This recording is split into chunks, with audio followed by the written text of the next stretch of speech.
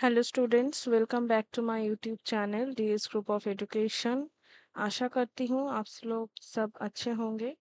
Students, आपको पता है कि पिछले दो वीडियोस में हमने जो कॉन्सेप्ट्स थे जून रीनेट में पूछे गए थे उनको डिस्कस किया था। ऐसा ही एक इम्पॉर्टेंट कॉन्सेप्ट था टाइप्स ऑफ बेल्ट। आज हम लोग एक दूसरा जो कॉन्सेप्ट है उसे डिस्कस करेंगे। बिफोर दैट आपको ये मैं बता दूं कि अगर आपने अभी तक मेरे टेलीग्राम ग्रुप को ज्वाइन नहीं किया हुआ है तो ज़रूर से ज्वाइन कर लीजिए video notification, PDF, concept and previous year questions के लिए। अगर आप मेरे यूट्यूब चैनल पर फर्स्ट टाइम ये वीडियो देख रहे हो तो ज़रूर से मेरे चैनल को सब्सक्राइब कर दीजिएगा अगर अभी तक आपने नहीं किया हुआ है। मेरे इंस्टाग्राम एंड व्हाट्सएप चैनल को आप ज्वाइन कर सकते हैं एंड फेसबुक पर भी मैं अवेलेबल हूँ।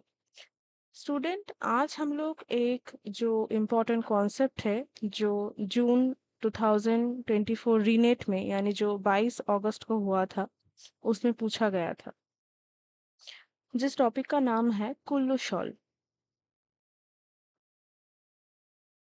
ये जो कुल्लू शॉल है ये बेसिकली इसका जो ओरिजिन हुआ है वो कुल्लू नाम से हुआ है।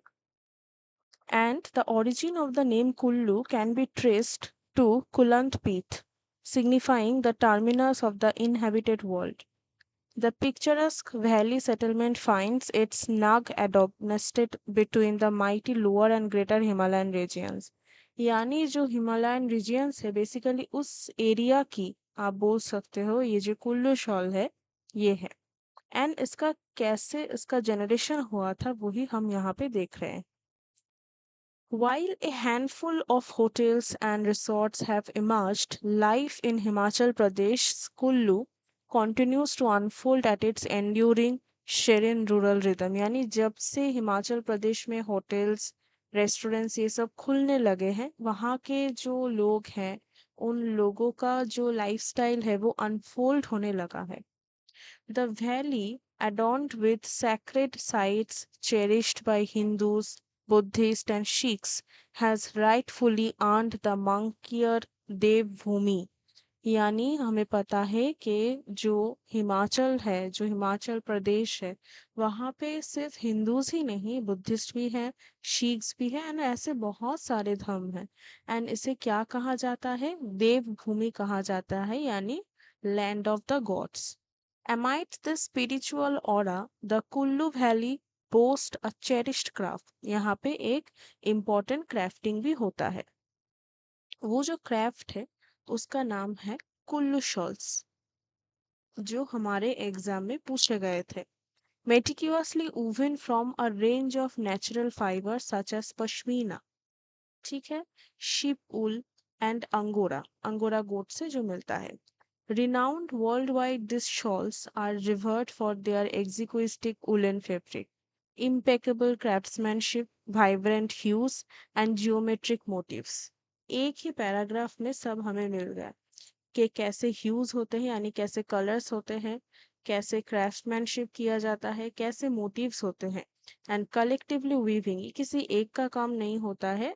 Lot of people worked for the weaving process and a tale of allure that spans across the globe। ये है कुल्लू शॉल का जनरेशन या आप कह सकते हो ओरिजिन।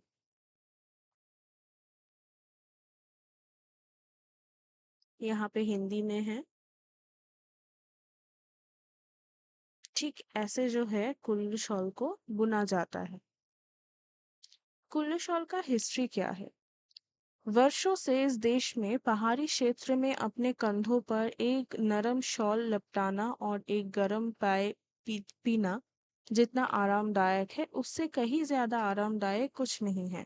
वो हमें पता है कि लाइक अगर जो भी हो वो पहाड़ी इलाकों में नहीं भी रहता हो पर जो ठंडा जो मौसम होता है, ठंडी का जो मौसम होता है उस मौसम में हमें ये देखने को मिलता है कि एक कप चाय हो, एक रजाई हो हमारे ऊपर एंड एक आराम सा फील होता है।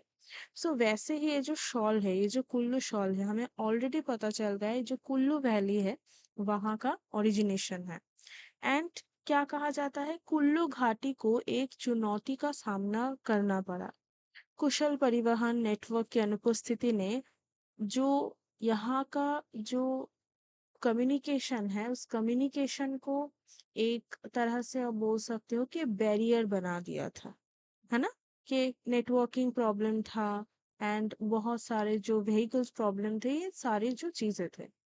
Benefiting from its location within the temperate Himalayan expanse, the Kullu Valley experiences a chilly climate that proves conducive to raising sheep and goats. But जो sheep and जो goats है उनको चौराने के लिए जो जगह थी वो क्लाइमेट के अकॉर्डिंग एकदम परफेक्ट था। This is not only meets the need for warm garment but also aligns seamlessly with the necessity of wool based textile। यानी जो wool based textile है उसका क्यों यहाँ पे इतना प्रभाव है, उसका मेन कारण यह है इसका जो क्लाइमेट है।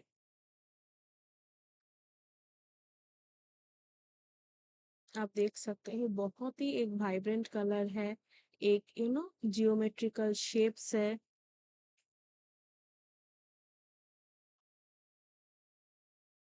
In the early days the residents of Kullu यानी वहाँ पे जो लोग रहते थे, they crafting stripes on cloth that is called patti. ठीक है, वेरिंग इन विड्थ ऑफ मतलब 18 से 20 इंचेस तक होता था या 22 भी होता था, and extending to suitable lengths. This practice arose from the fundamental requirement to clothe themselves and safeguard against the intense cold जो एकदम बहुत ही लो टेम्परेचर होता था, उससे बचाने के लिए ये जो क्राफ्टमैनशिप है ये बहुत ही यूजफुल था। और क्या है, उदाहरण के लिए बेसिकली जो पुरुष थे वो इन पट्टियों को कोट और सुदन यानी जो पजामा होता था बनाने के लिए बुनते थे, जबकि महिलाएं जो हैं उन्हें अपने इस्तेमाल के लिए ये पट्टे बनाते थे। इसके अतिरिक्त पुरुष इन पट्टियों से टोपी भी बनाते थे, जो मूल रूप से काले, सफेद, भूरे जैसे जो प्राकृतिक ऊनी रंगों का उपयोग करके भी बुना जाता था। क्या बुना जाता था? पट्टी। 1936 में क्राफ्टिंग ऑफ पट्टूस क्या हुआ था? पट्टूस ट्रांसपायर्ड प्राइमरीली ऑन पिटलूम्स, यानी जो पट्टूस था उससे क्या बना? पिटलूम्स बना। However, post this period यानी इस पीरियड के बाद the introduction of handlooms into the practice seem to have been influenced by British colonial presence। but जो ब्रिटिश पीरियड था, जो ईस्ट इंडिया कंपनी था, उसका भी एक प्रभाव देखा गया। The transformative shift can also be attributed to the arrival of weavers from Bushehr, a region near Shimla, to the Kullu Valley during the early 1940s। Their distinct craft left an imprint। क्या करा था? Imprint किया था, यानी आप बोल सकते हो छाप। जो छाप है उसे रख गया था एंड उससे ही क्या बना था? पट्टूस। एंड जो डिजाइन थे वो जियोमेट्रिकल थे। In the year 1942, a notable event unfolded when Devika Rani, a prominent Indian film star and daughter-in-law of the renowned Russian painter Nicholas Roeg, visited Kullu. जब इन दोनों ने कुल्लू को विजिट किया तब ही एक चीज इन्वेंट हुआ। हर विजिट यानी देविका रानी ने जब विजिट किया था, हर visit sparked a profound interest in the local looms यानी जो लोकल लूमर्स थे उनमें एक एक प्रभाव देखा गया। हाँ, जो विजिट था बेसिकली जो ड्रिवन बाय हर क्यूरियोसिटी यानी उनमें एक बहुत ही कौतूहली नेचर था। She requested Sheikh Sheru Ram from Banotar village created the earliest iteration of an urban size shawl measuring 72 inches by 36 inches। जो measuring था वो क्या था? मैं यहाँ पे हाईलाइट कर दे रही हूँ। 72 inches by 36 inches। The innovation acted as catalyst यानी ये जो इनोवेशन था एक कैटलिस्ट की तरह काम किया। पंडित उर्वीधर embarked on the commercial production of shawls, furthering the evolution of Kullu's weaving heritage। The introduction of synthetic threads into Kullu's weaving scene traces its origin back to the 1940s, when weavers from Bushehr sourced yarn from Ludhiana in Punjab, and when was the incorporated into the creation of pattus and shawls. The practice of importing yarn persisted even in present times। यानी first day कब start हुआ था, जब Devika Rani and उनकी जो daughter in law थी उन्होंने visit किया था। वो बेसिकली एक रिनाउंड फिल्म स्टार थे। तो उन्होंने, उनका जो क्यूरियोसिटी था, उनके क्यूरियोसिटी से हम बोल सकते हैं कि ये जो कुल्लू शॉल है इसका इन्वेंशन हुआ। एंड इसका जो लेंथ था, इसका जो मेजरिंग था, वो 72 इंचेस बाय 36 इंचेस था। In 1957, a significant development occurred with the establishment of the Kullu Shawl Improvement Center within the valley. Notably, Mr. Devi Prakash Sharma assumed the role of technician there. His tenure ushered in a period of design diversification as he not only conceived a plethora of innovative design but also actively engaged with the cooperative societies and individual weavers. यानी जो viewers थे, जो लोग बुनाई करते थे, उनके साथ जो देवी प्रकाश शर्मा थे वो जुड़े हुए थे। एंड उसका जो रिजल्ट था वो क्या हुआ, basically the incorporation of vegetable dyes has gained traction, contributing to a captivating palette of substitute hues including apricots, orc, rust browns and olives। यानी जो डिजाइन थे, जो प्रिंटिंग थे, उसका जो कलर था वो भी एक इम्पोर्टेंट रोल प्ले करने लगा। एंड जो कलरिंग प्रोसेस था, वो कलरिंग प्रोसेस में भी जो डिफरेंट कलर था उसका यूज करने को भी यहाँ पे बोला गया था।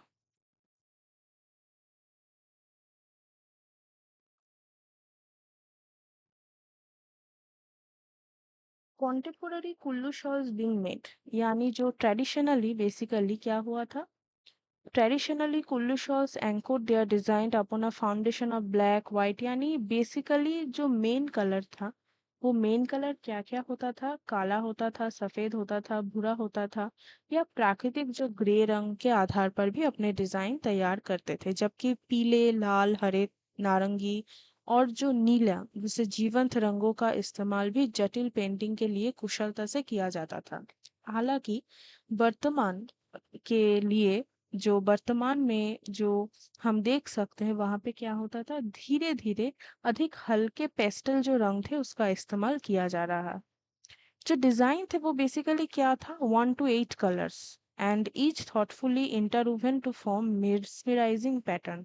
यानी एक सोच समझकर जो मंत्रमुग्ध होने वाला जो कलर था उसे मिलाकर भी क्रिएट किए जा रहा था।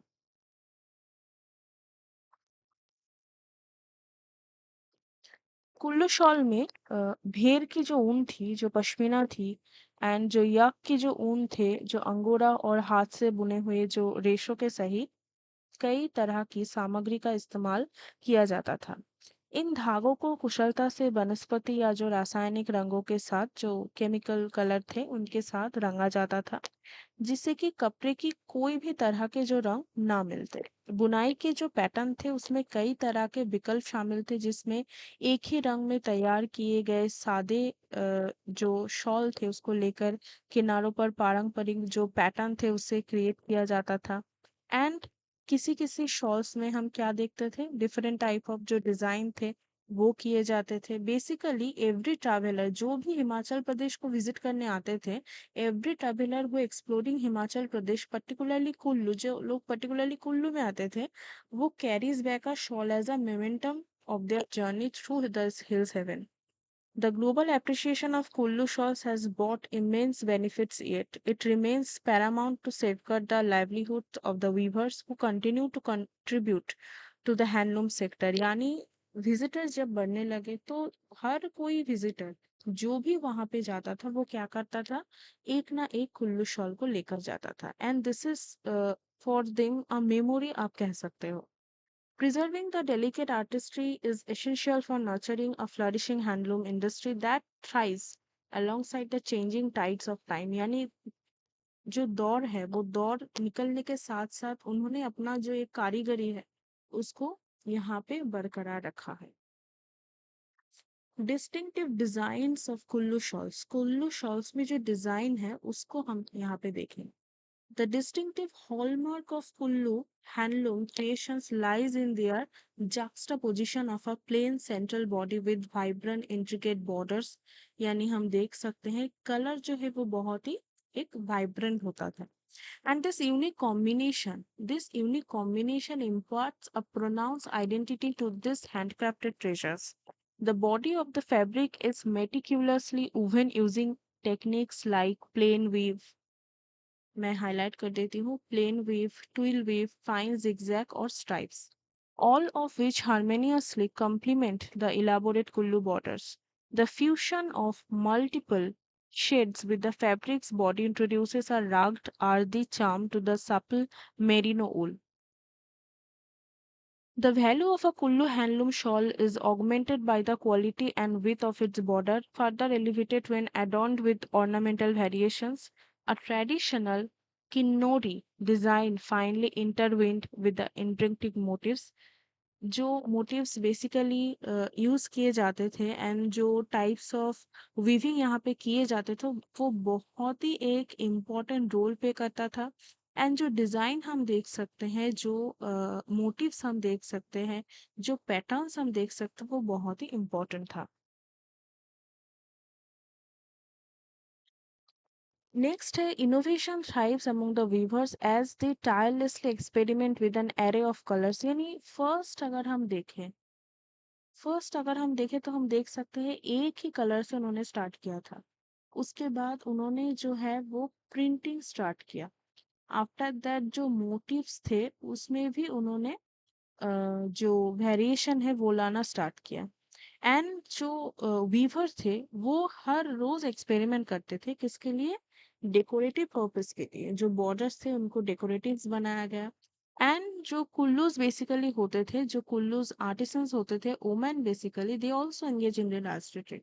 यानी हम बाद में देखेंगे कि नॉट ओनली मेल, फीमेल भी यहाँ पे ये काम करते थे।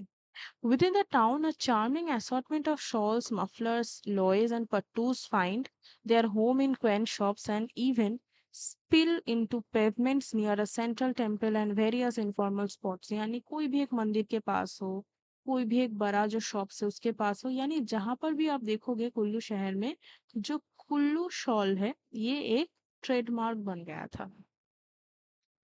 वीविंग ऑफ कुल्लू शॉल, अभी वीविंग कैसे होता है अगर हम देखें तो यहाँ पे हम देख सकते हैं ये जो है ये पूरा इसका पैटर्न ऑफ वीविंग होता है। हम देख सकते हैं जो धागा है वो डिफरेंट टाइप का धागा है एंड ये जो है पूरा बेड जो है क्रिएट किया गया है। The journey of shawl weaving commences with the foundational raw materials such as sheep, angora, or pashmina wool. Exceptional wool is deftly spun using a traditional spinning wheel, yielding fine yarn that is carefully gathered into bundles. These bundles are then meticulously wound onto spindles. यानी जो shawl बुनाई की यात्रा भेड़, angora या पश्मीना ऊन जैसे बुनियादी कच्चे माल से शुरू होती है, पारंपरिक जो कताई चक्र है उसका उपयोग करके असाधारण ऊन की कुशलता से काता जाता है, जिससे बढ़िया धागा प्राप्त होता है एंड जिसे सावधानी से बंडलों में इकट्ठा किया जाता है। इन बंडलों को फिर सावधानी पूर्वक स्पिंडल पर लपेटा जाता है। ये जो लेडेड स्पिंडल जो फलाई शटल के भीतर अपना स्थान पाता है। एंड जो कारीगर होते हैं वो बेसिकली पिटाइयों से चली आ जाती है। एंड ये जो पीरिया है मतलब जेनरेशन से जेनरेशन ये जो काम है वो लोग करते जा रहे हैं, जिसमें कारीगर जो पीठ और जो फ्रेम है उस लूम दोनों को उपयोग करते हैं। जटिल डिजाइनों को हाथ से कलात्मक रूप से कढ़ाई की जाती है, क्योंकि बुनाई की जो लब्ध प्रक्रिया है वो आकार लेती है। यानी एक बहुत ही इम्पोर्टेंट एंड कॉन्टिन्यूअस प्रोसेस है। 2004 में बेसिकली क्या हुआ, 2004 में अगर हम देखें तो एक एक इम्पोर्टेंट पॉइंट है, जियोग्राफिकल इंडिकेशन टैग ग्रांटेड किया गया। This is a very very important. कब किया गया था? 2004। इसे जीआई टैग का दर्जा दिया गया था। एंड अगर हम देखें जो कुल्लू शॉल्स है वो बेसिकली एक पोजीशन हेल्ड करता है वहां पे। एंड बहुत सारे ऐसे सोसाइटीज है जो इन कारीगरों को, जो वीवर्स थे, उनको हेल्प भी करते थे for creating their own shops या क्रिएटिंग देयर ओन ब्रांच जहाँ पे वो उसको बेच सके, यानी हर तरह की जो सोसाइटीज थी उनको हेल्प करते थे। एंड ड्यूरिंग कोविड-19 जो इम्पैक्ट था वो बहुत ही हमें पता है एक ही ड्रास्टिक इम्पैक्ट था। एंड दैट टाइम यहाँ पे कहा गया है कि in a forward looking initiative aimed at mitigating the impacts of COVID-19 on the state's markets and tourism sector, the Himachal Pradesh Handloom and Crafts Corporation took a strategic step in 2021. They forged partnerships with renowned retailers like Flipkart and Amazon, thereby enabling the online sale of handloom products. यानी क्या किया गया था, people are not able to go there and buy their product, तो उन्होंने ये किया था कि जो ऑनलाइन रिटेलर्स थे उनके साथ उन्होंने हाथ मिलाकर जो है शॉल्स को बेचना स्टार्ट किया था। हिमाचल के हस्तशिल्पों के प्रशंसक दुनिया भर में हैं, उनमें से भी कुल्लू शॉल के सर्वश्रेष्ठ स्थान रखते हैं। कुल्लू भारत के जो हिमाचल प्रदेश राज्य की कुल्लू जिले की जो राजधानी शहर है, ये कुल्लू घाटी में व्यास नदी के तट पर स्थित है। घाटी में हिंदुओं, बौद्धों और सिखों के लिए कई तीर्थ स्थान हैं, इसीलिए इसे देवभूमि कहा जाता है, जो हमने पहले ही देखा था। यहाँ पे कौन-कौन से टाइप का यूज किया जाता है, pashmina, sheep wool, angora and many more. अभी अगर हम देखें कि जो कुल्लू शॉल्स है उन उसका जो टूल्स है वो टूल्स किस किस टाइप का है। जो टूल्स है वो टूल्स बेसिकली ऊल है, ऊल का यूज किया जाता है। Woollen threads are used for Kullu shawls and stoles. Spinning wheel में क्या, a device for spinning thread from natural fibres. Handloom, a loom is a device used to weave cloth and tapestry. yarn, span thread हमने पहले ही देखा था, एक yeast यहाँ पे किया हुआ है। knitting, weaving and sewing. Flying shuttle, a single weaver to weave much wider fabric by merchandise in handloom. Scissor, it is used to trim the extra threads, यानी काटने के लिए यूज किया जाता है। ये जो पूरा सेटअप है आप देख रहे हो, ये कुल्लू शॉल मेकिंग में यूज होता है टूल्स के तौर पर। ये जो मशीन है इसे यूज किया जाता है। यहाँ पे हर एक पार्ट का जो नाम है मेंशन किया हुआ है, आप देख सकते हैं। अभी the most important part, process. Process में अगर हम देखें तो फर्स्ट प्रोसेस क्या है, wool is the basic needs for producing the Kullu shawls in a required traditional pattern. हमें पता है ऊल का सबसे ज्यादा प्रयोग होता है, ऊल को यूज किया जाता है। A collection of good quality wool will be spun as they are by using a spinning wheel, यानी उसको अभी सेटअप करना पड़ेगा। थर्ड में क्या होगा, multiple spun threads of the same colour are combined together to the merged with the help of handloom, यानी merging किया जाता है। Number four, a different colour spun thread, यानी दूसरे कलर का जो थ्रेड होता है उसको ऐड किया जाता है फ्लाइंग शटल में and it will be fix to the handloom. Number five क्या है, after adding the different colour thread to the handloom the traditional design will be fabricated by the hand. अभी हमें पता है कि जो डिजाइन है उसको फॉर्म किया जाएगा। सिक्स्थ में क्या है, वंस द फैब्रिकेशन, जब फैब्रिकेशन डन हो गया तो हम ये कह सकते हैं जो कुल्लू शॉल है वो कंप्लीटेड है। एक्स्ट्रा जो थ्रेड्स है उसको रिमूव किया जाएगा बिहाइंड द कंफर्टनेस, यानी कंफर्टनेस के लिए जो एक्स्ट्रा थ्रेड है उसको अलग किया जाएगा। ये जो पूरा प्रोसेस है आप देख सकते हो, मैं नंबरिंग कर रही हूँ। This is the first process, then this one,